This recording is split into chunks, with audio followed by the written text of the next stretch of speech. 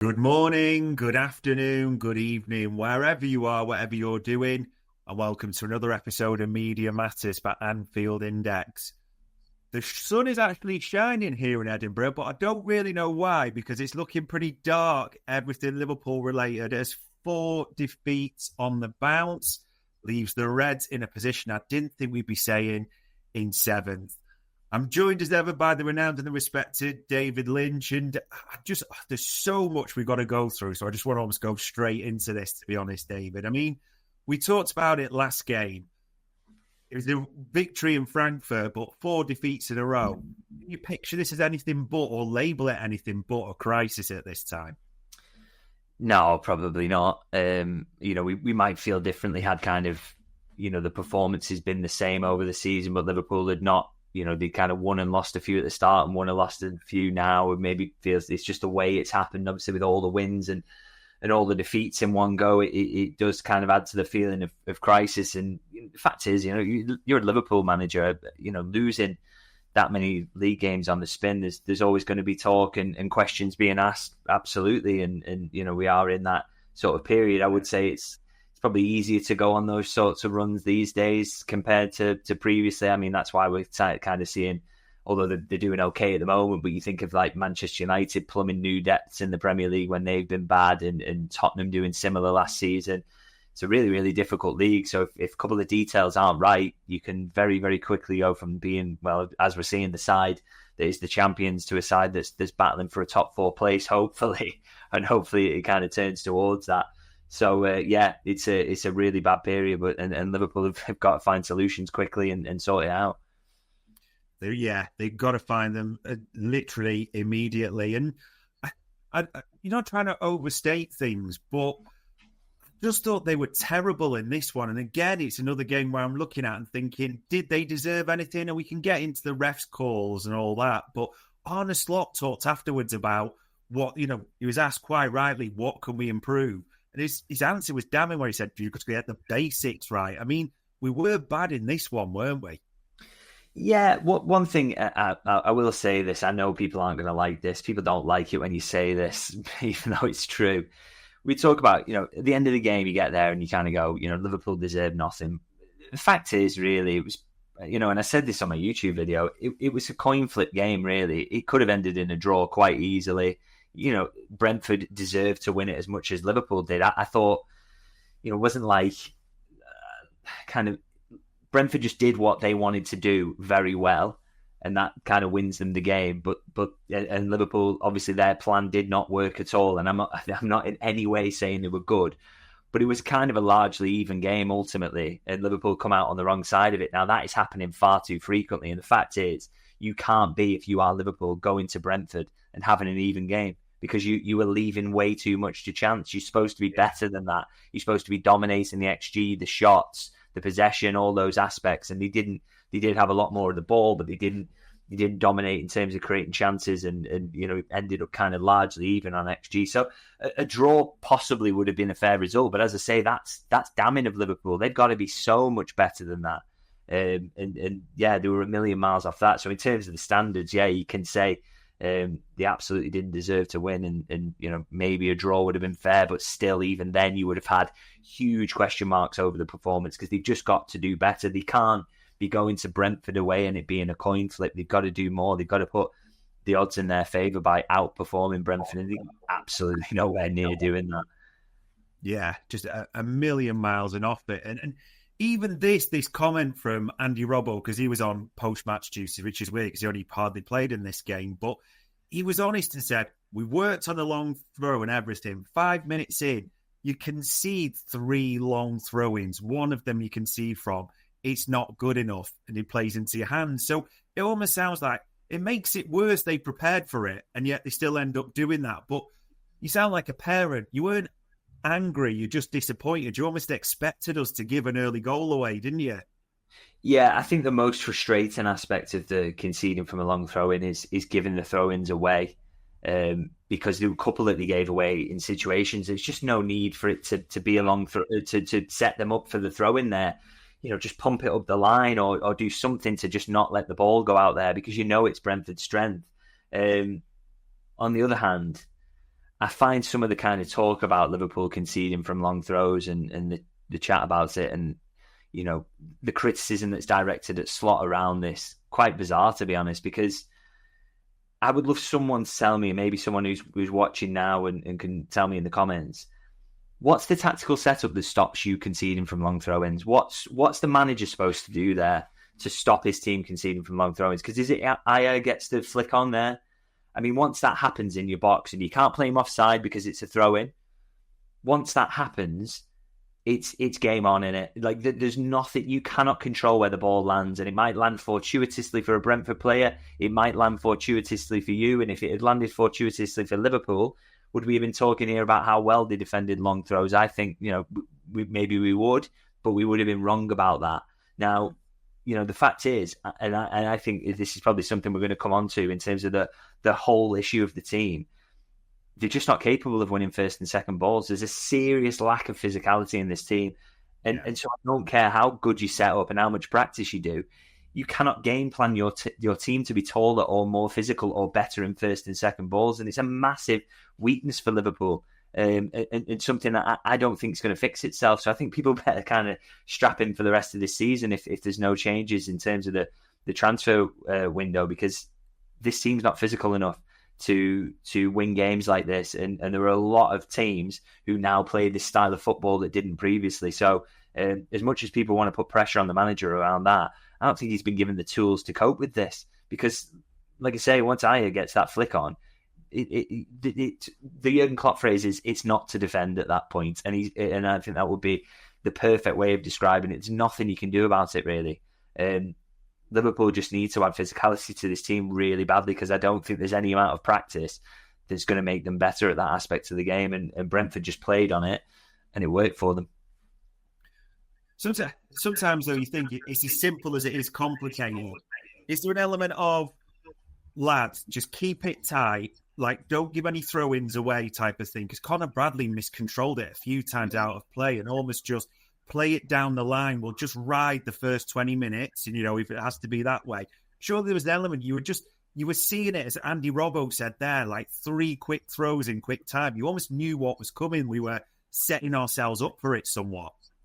Yeah, 100%. That's the element I would criticise, is pure stupidity to keep giving the long throw-ins away, because a couple of them were seriously avoidable. It's not like someone's playing it off your legs. Some of them, like you say, a miscontrol from Bradley, or kind of just letting it go out there, or even playing to put it out there. Just absolutely crazy, really. So that for me is the element that they definitely deserve criticism around on those. The rest, I mean, like I say, I don't know how you cope with that outside of having a bigger team. And look, we can sit here and slag Arsenal off as much as we want about, oh, it's boring and they do this and that and it's just long balls and they just have a team of absolute giants. Well, that's what you have to do in this league now. And Liverpool either get on board with it and sort it out, and acknowledge that that's the biggest mistake they made over the summer, was not packing the team out with bigger guys. Or they'll just keep conceding from them. Because I'm telling you now, no other manager's going to come in and make this team taller or better in physical duels. They're just not. It's not happening. So Liverpool have got to acknowledge that in terms of the next couple of transfer windows and do something about it, because this is going to keep happening over and over, because this is the way the Premier League's going. Yeah, unfortunately there is. I mean, is this too strong? And I keep looking at it. I keep coming back to this. There's almost a blueprint now to beat Liverpool, isn't there? It's like, it's not a new tactic, but go long, go early, make it a physical battle in the air, and you'll come out on top, the odds will dictate. Yeah, this is it. Like, and I reject suggestions kind of that Liverpool were tactically outclassed here or anything. I mean, you could probably accept that in the sense that Brentford's tactic was to go long, was to be physical, was to literally just boot the ball up in the air sometimes, which was, it's just, yeah, what a great watch that was, by the way.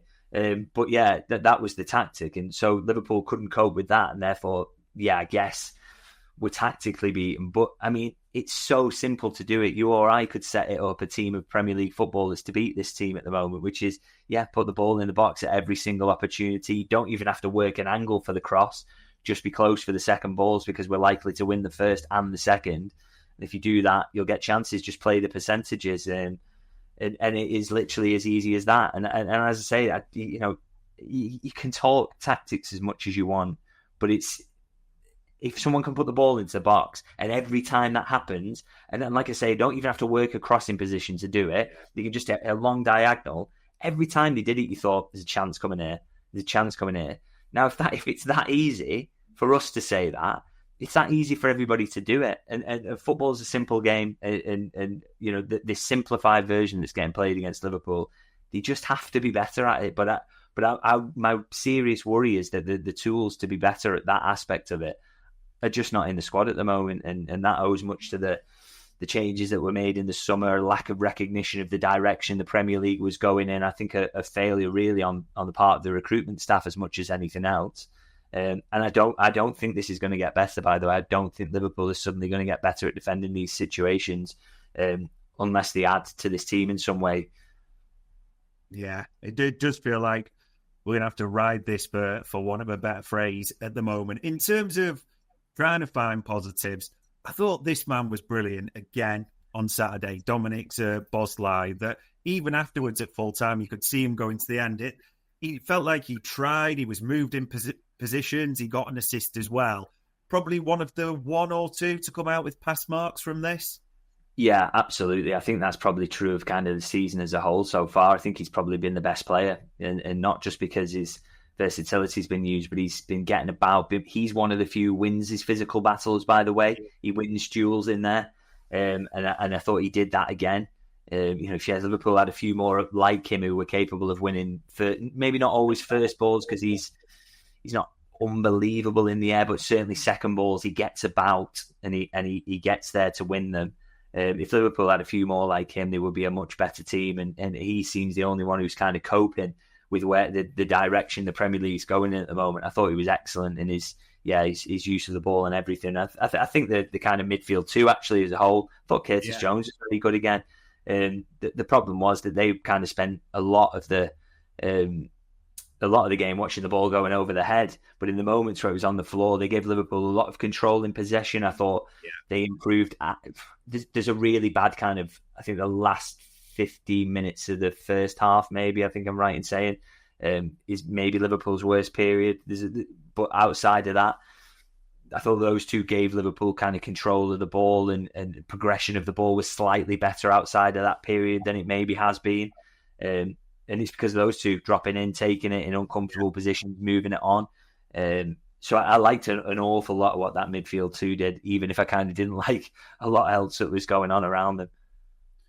Yeah, and it is right to talk around the other things that were going on around them. I mean, there's a bit of sadness to this for me. I know you were honest in your aftermath reaction around Mo Salah. I mean, firstly, it's a brilliant control and a brilliant finish right at the end to get a second goal back. But that aside, I mean, the man's an icon, he's a Liverpool legend, but he felt like a passenger at large parts on Saturday. Yeah, he probably shouldn't have been on the pitch to score the goal. If I'm being frank, I just thought, you know, probably the kind of poorest performance of his Liverpool career, I'd say. Just seemed like nothing was going for him at all. You know, he just couldn't trap the ball. He couldn't play others in. His crosses were weak and, you know, not really hitting the spot. And I just thought he was pretty terrible, really. And like I say, I never want to go over the top on the criticism because I just think, you know, anyone in this chat room now tell me that they were calling for Salah not to be given the contract, but it just really looks, doesn't it, like we're seeing a player who's maybe gone a season too far and he just can't do it at the moment. I really hope there are goals to come from him. And better form, but at the moment you just can't justify putting him in the team, and I say that even after he scores a wonderful goal that kind of gives Liverpool a chance. You know, he was still so poor after that. He was poor before it. He shouldn't have been there, and there were players who were playing better than him who probably should, you know, more justifiable, should be in the starting 11. So like you say, it's kind of sad to say that. But the manager's got to make a tough decision around him, I feel, at the moment. But by the way, just a quick one, a bit of a discussion going on about kind of that Liverpool have got a tallish team, and I actually kind of agree with that. There are kind of tallish profiles in there, but in terms of aerial duel winners, they're not. I mean, there are some who Gakpo's 6'4", and he's an absolute waste of height, to be honest. At 6'4", he doesn't win enough headers at all. And again, that's in either box. So that again gives you a problem. So it's not necessarily about just physicality in terms of being taller, although I think they should probably still add more height. I don't like the setup in certain areas, and always look to add that. But people who actually win the ball, and that might just be your first aerial duel, or the ones who, like Szoboszlai, who is quick enough to get there to win the second ball and wraps around and does that, having more of those. So it's not just about, like I say, Gakpo's 6'4", and you see no kind of use to that whatsoever. And I think that's the area Liverpool should be kind of looking to improve on. It's not just, okay, he's tall, get him in the team, but physical profiles who cover large spaces, can get there when the second ball drops or win the first one, is kind of what I'm talking about there, really. It's true. Even like when you think of heights and alternative forwards, the things you saw last season were Diaz and Núñez especially were often in the box defensively and won a great share of defensive headers. They were strong in the air. Gakpo, isn't it? It's who's actually going to put their nut on it, so to speak, and get it away. That's your biggest problem that you've got. And Salah, just for the final one on this, you said before, it's the trade-off, isn't it, with Mo Salah? You accept he's not going to do his defensive stuff because of what he brings. That's the trade-off that we won last season easily. But it just feels like the scales have tipped. And you said he's got a difficult decision to make. Is that now a decision in terms of this trade-off stops? If you're going to be in the team, you've got to work defensively. Is that something they could look at? I just don't think that's possible now. I don't think he's going to start being a winger that kind of does what Luis Diaz did at the age of 33. It's just probably unrealistic to ask that. So I think the only conversation is he giving you enough on the offensive side to justify not doing anything on the defensive end? And at the moment, he's not getting anywhere near that. So you probably, the only option there is to kind of take him out of the team for a little while. And the fact is, you look at someone like Chiesa, who gives you a lot on both sides of the ball, is scoring and assisting every time he touches the pitch. How can you kind of keep him out at the moment? I find that hard to believe, really. So, it's not something you thought you would have said coming into this season, but the manager's got to react to what's happening in front of him. And what's happening is Salah's in the poorest form he's been in since he's been at Liverpool, really. Yeah, it is a worry. And by the way, I know there's a lot of comments, so thank you for sharing that in the chat panel. Both of us would be happy if these words were smashed down our throat and he scores 30 this season. Everyone would be happy with that. But are we seeing it? That is the honest question. And in terms of what we're seeing, I know you've been a big defender of Milos Kerkez and obviously trying to look at it. He didn't do me any favours on Saturday, I'll have to say that. He murdered you on Saturday, didn't he? Yeah, he was just that for me. I mean, that's the performance I think people have been talking about that he's been putting in every week. I mean, that was easily his poorest by far, really. I thought just complete panic stations on the ball. And, I wouldn't kind of put the first goal on him. I think, like I said, once the header's won, you can be as tight as you want there. It's landed so nicely for Brentford, and you're taking your life into your own hands if you don't win the first one from that throw in there. So not a lot he could have do about that one, really. But my God, he was poor with the ball at his feet, wasn't he, Kerkez? Just absolutely, just so many simple passes going awry. You just felt nervous every time he kind of had it, really, that he wasn't going to pick out a Liverpool shirt. And I think we've talked about his use in deep build-up, and I actually genuinely think that Liverpool did a lot of better things in build-up in this game. They looked a bit more comfortable with Jones and Szoboszlai coming in to take the ball, and didn't feel as many situations where Konate was just like, oh, what do I do? What do I do? And I don't think they kind of used Kerkez as deep as they have been as frequently in this game. It was just, but wherever he picked up the ball, even if it was kind of running onto it into space, he still looked incredibly uncomfortable. And that maybe speaks to kind of his form's not there, his head's a bit chocker or whatever, because, like I said, I don't want to see him taking the ball and having no options to play forward in a deep position. I think he is bad at that. But he was in positions he would take up for Bournemouth regularly and look very, very uncomfortable in that game. So that just feels like a form issue, really. And no question, he was really poor in that game. And I think, I don't think things massively improved when Robertson came on, but I thought he is a bit more comfortable, isn't he, with the ball at his feet than Kerkez looks. yeah, I just think with Kirkes, he just needs to calm down a little bit at the moment, and maybe some of the chat is getting to him, some of the talk about his form. But he's had really good games this season as well. I look at Everton, I look at Arsenal. So, he's got it in him, but he's also very young. So, maybe we're just seeing the consequences of that, really. Yeah, it does feel that way. But also the one thing, and trying to be honest in this, it's not like looking for new people to dig out, but the spotlight seems to be on Kirkes. I'm yet to remember a game where I thought Connor Bradley's played really well in this. And I thought, as you said, he miscontrolled it so often, like just struggled to really offer, I'd say, anything down that right in this one. Yeah, and I've been a big fan of Connor Bradley down the years, but he hasn't been great this season.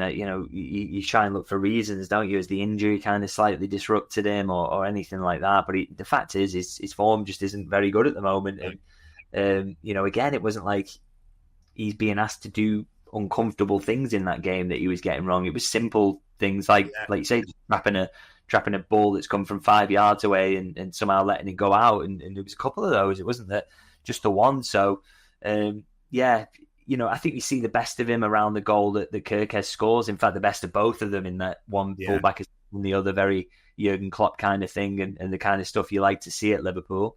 But you saw too much of the worst of both of them, really. So, I thought both really didn't have great games and particularly cover themselves in glory.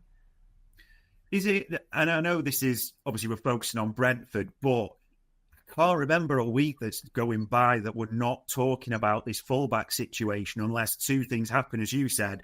Jones and Szoboszlai drop in to take the ball almost between the centre-back and them, or Szoboszlai's at right-back. And even you probably talk about the physicality element there because of their lack of height or aerial ability. The fullbacks, they're just getting repeated for all the wrong reasons at the moment, aren't they? Yeah, and I just kind of, you start to, one of those things I'm kind of questioning at the moment is kind of what was the plan in the summer? Why does it look like this? And, again, you've got like kind of similar profile fullback on either side. So clearly that's what they wanted. They wanted carriers in there, but it's just not working at all. And I just think it's, the biggest problem both of them are having really is, it for me, is a lot of in-possession issues and not looking comfortable in certain areas. And, like, how did he not see this coming? How is this not something he kind of factored in? I just the whole balance out there just doesn't seem kind of right, and I'm struggling to find excuses or reasons or mitigation for why outside of that they just don't fit what they're being asked to do. And as much as you could say, well, Slot should use them in a different way. Well, when you're buying these players, or you're promoting Bradley, you know what you're getting from them, and you know what Slot wants from fullbacks. So why are they suddenly being asked to do things that they're not comfortable with? That doesn't speak of a really kind of clever summer plan, does it? So, very, very hard to understand at the moment. And they're just kind of a couple of wider issues that Liverpool have got at the moment, but they really kind of underline them, I think. Yeah, they're just stacking up all the time. Although the one final thing I want to say from this game, there was two big calls, wasn't there? VAR was involved, or whether it was a penalty on the line, the Cody Gakpo situation. We haven't really talked about refs much this season. What did you make of these two? Yeah, I mean, it's just again, right? So you can talk about how bad Liverpool were, and there were so many bad elements to the performance, but for goodness sake, like, could they not just get a bit of fortune there as well? I mean, that's so frustrating, isn't it? That, like, and this is what I mean about Liverpool. People will say, like, when Liverpool absolutely deserve to lose. Well, one of the key goals there is kind of a penalty that you just like, there's no way the ref gives that if he thinks it's close to law, that they're going to, but once he gives the foul there, it's a 0.78 expected goals chance for Brentford that decides the game ultimately. So, so frustrating. And I think the Gakpo one, I've maybe not seen enough angles of it, but it just looked penalty-ish to me. I don't know, maybe people saying there's not contact, but you can only kind of think that from one angle. And, I don't know. I'm just not sure really about that one. And like I say, if that gets given on the field, it doesn't get overturned. And if the other one, the VR doesn't get involved, it's kind of, you don't get a penalty given there. It's just, Liverpool, as much as anything, and they have been terrible recently, they're not half getting some bad luck as well in certain situations. Michael Oliver playing on in the Man United game. So if when you're in these moments, that kind of tends to happen. And I guess the only solution is to play better so that luck doesn't come into it at all. Yeah, and even some reactions saying, "Oh, Gakpo," and I get this, it's got to be cute or wait for the contact before like the legs go type of thing. But then people will have a go at players for selling it, not selling it, etc. But yeah, when it rains, it pours. All the decisions seem to be going against Liverpool at the moment.